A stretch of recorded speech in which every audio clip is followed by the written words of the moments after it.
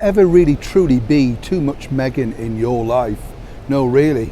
But we've seen more of Meghan recently than we've ever seen in the last few months. As you know from her trip back here, originally for those charity events that sadly the demise of our wonderful monarch took over, plus those interviews, and now of course this. But what really is behind this new in-scene, shall we say, into the life of Meghan Markle? As ever, let me explain.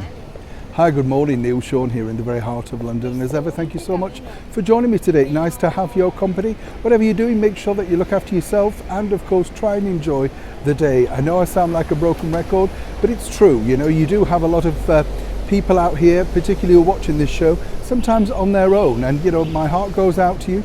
You're not alone. You might wish to be after this broadcast. But of course right now you're not, honestly.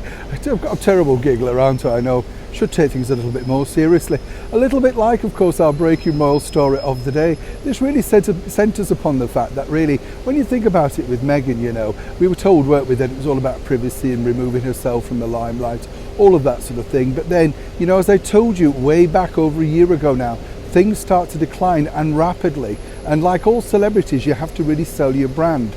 It's interesting because their brand new PR team that they have working around them are basically basing the Harry and Meghan plot on the success way back when of the Kardashians. Now, in case you're not sure about that, that was a reality TV show all about a family who really did let the world into their family via cameras, from weddings, heartache, break, all sorts of things. Was all documented, all scripted, I might point out, but of course all documented for heightened viewership ratings. This is exactly what's happening to Meghan now.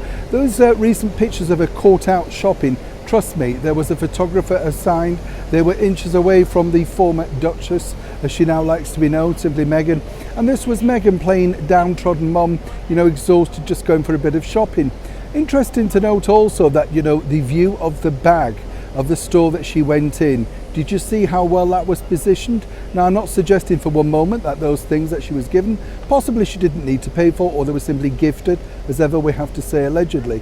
But that's what happens when you're a celebrity, you know. You're spotted out and about doing these things, and of course it all looks just off the cuff to the average Joe. Those like us, who are more educated of course, know exactly what it's all about. You do, don't you? So for Meghan trying to rebrand herself, this was great, you know. She thought this got a positive response about basically her out and about shopping with these pictures with some friends that turn out actually to be their security detail.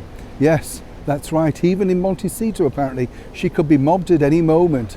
But for those that were saying, look, you know, this is a brand new look, this is a relaxed Meghan, this is, you know, Meghan and Harry letting people now into their world.